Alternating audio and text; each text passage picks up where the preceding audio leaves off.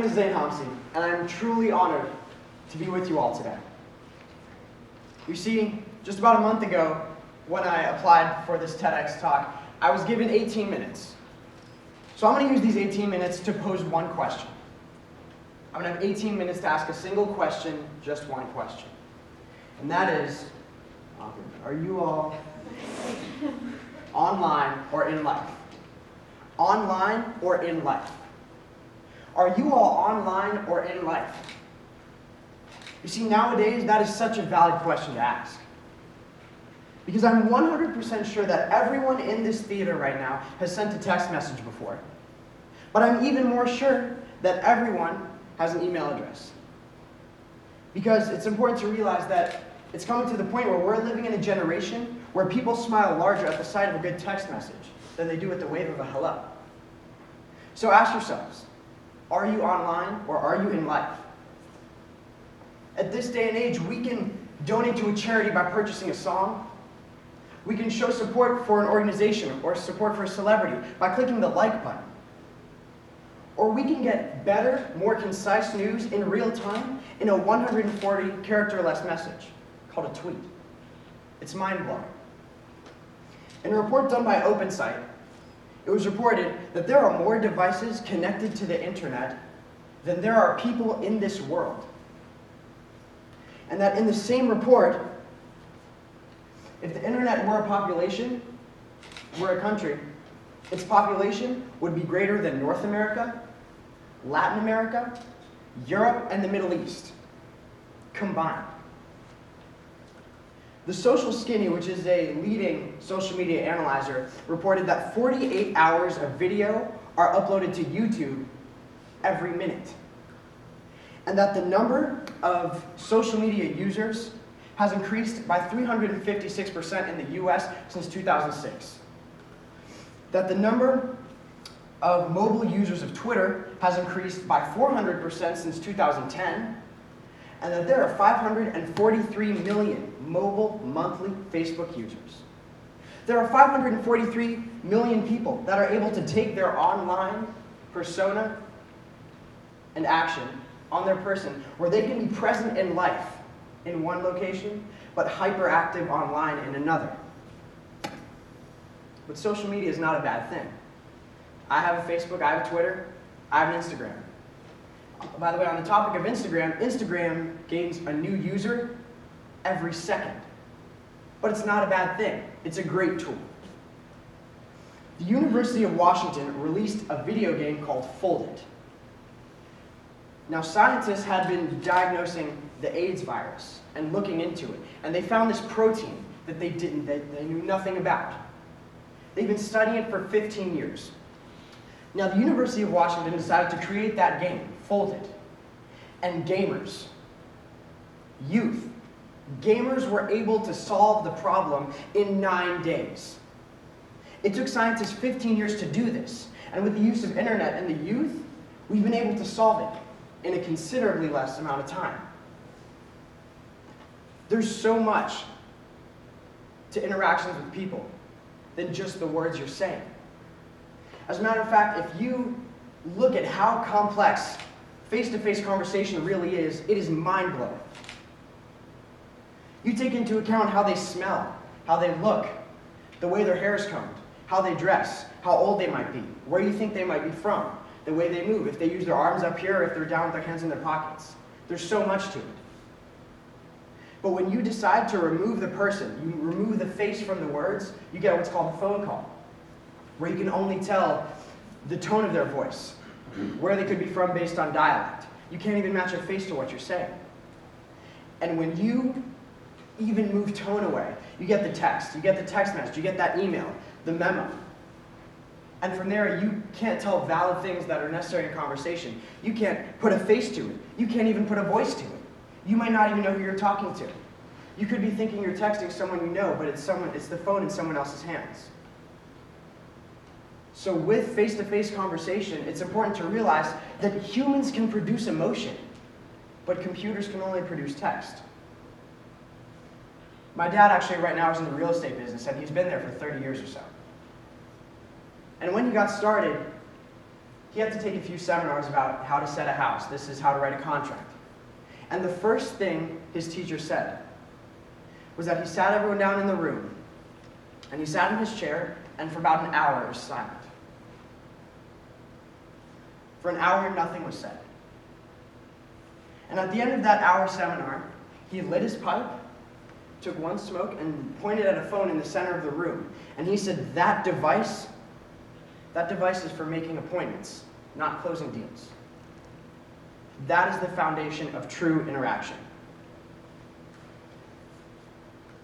Because what's new about the era that we're living in is we went from a society where more is better to now we're in more is not enough. As a matter of fact, when I take out my phone, I can call people. That's the primary use. I can pick up the phone and talk to someone. But I can also listen to music, then make it, then share it. I can email people, check my stocks, my medical records. I can check the time. I have GPS and maps, which in itself is its own thing, because now I know where I am every minute of the day in relation to where everything else is. It's become too easy, so easy to spread yourself so thin across a variety of topics. But if you spread yourself so thin across so much, how deep of an understanding can you have in any of them? If you're expected to know everything about everything, you can't do it. So it's important to be invested in what truly interests you. Or the idea that I can be alone in my room on a Saturday night. I can be alone in my room, in life. In the person, I can be alone. But online, I can be talking to people. Across the house, building, state, county, country, ocean, the world. Where in life, I am alone, but online, I am with company. But on the flip side, that can be a great tool. Now you don't have to use as much time to make that contact. Now you can be very efficient. But again, if you are talking to, let's say, 10 people, and they expect the same person from you every single time, how invested can you be in that conversation? If I'm expected to be Zane Homsi in every conversation with 10 people, it's a hard task to do. When we look at the hours of a week, there are 168 of them. 59.5 of them are spent sleeping. For the average teenager, 59 and a half hours of the week are spent sleeping. And then 35 are spent in school. So you know for sure that about 94 and a half hours of your week are predetermined in life. Maybe you're talking to your friend when you should be listening to the teacher, but regardless, you're still in life. That's a given. But the rest of the time is up for grabs. A newspaper called The Telegraph, which is in the United Kingdom, did a report. And they concluded that the average teenager spends 31 hours a week with a screen in front of their face. A physical barrier between them and society where they consciously single themselves out, where they make themselves alone in life, where they are literally in their own little place. The remaining hours are spent eating, doing homework, playing a sport, if you really do.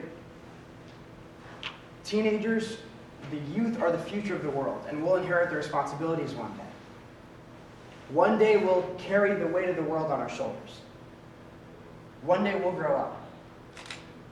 One day we are going to do great things, I am sure of it. But the future of our world spends nearly the same amount of time in school as we do with the screen. It's crazy. The American Psychological Association did a report in about 2010 when they stated that daily online use, daily use of media for the average teenager can lead to depression and anxiety. But again, social media can be a great thing. It's live, it's in real time, it's updated, interactive, structured. There's so many more things that it's used for nowadays. People in New York City were able to read about an earthquake that had hit the southern east coast 30 seconds before they could feel it. They were ready. They knew it was coming. We didn't have that 30 years ago. It's revolutionizing the world we live in. And it's hands down one of the greatest inventions in human history. One of my very best friends just had an internship in Washington, D.C. this past summer. And she would metro into work every day and then metro back out. And on the last day of her internship, her iPod stopped working and she checked it had ran out of battery. So she went to text her friend who was going to pick her up, but sadly that had died 2 hours earlier. So what did she do? She was an art student at Ohio State University, and being the diligent student that she was, took out a pencil and a paper and started to sketch the faces of people sitting around her. She did this for about 10 to 15 minutes, and then an elderly gentleman came and sat next to her and gave her a pencil and said, "Hey, this is a pencil that stopped being made 80 years ago. But I purchased so many, and this is the technique of how to use it, and this is how to convey emotion into what you're doing." She went to go put it in her backpack and get the man's business card, but he had already gotten off the metro station, and she had the pencil. She still talks about it to this day, about how much it changed her, and how it ignited this new fire inside her for sketching. And that's what she wants to do with her life. So I'm not promising that every time your iPod conveniently runs out of battery, or every time your phone thankfully decides to stop working, that there will always be someone to change you. I'm not promising that. But I will promise you this, that when you decide to take your headphones out, and when you decide to put your phone back in your pocket, that you will always, 100% of the time, every minute, every second, have the power to be that individual. That you will always have the power to change someone, and to make something of yourself, and to do something that scares you most. Maya Angelou said it so well.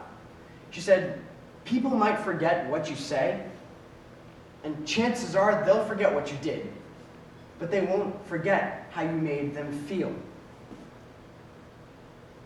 So I challenge you all to exist online, but to live in life.